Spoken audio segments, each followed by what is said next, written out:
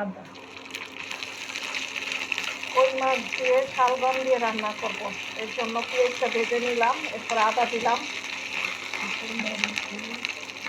এরপরে মরিচ, হলুদ, ধনিয়ার গুঁড়া একসাথে সব দিয়ে নাড়াচাড়া করবো একটু। তারপরে একটু পানি দিয়ে দেব।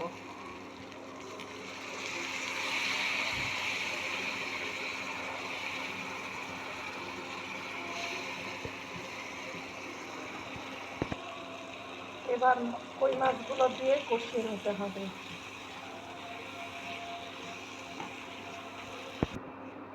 শালগমগুলো দেওয়া হয়ে গেছে, এরপরে কই মাছ দিয়ে পানি দিয়ে ঢেকে দিব।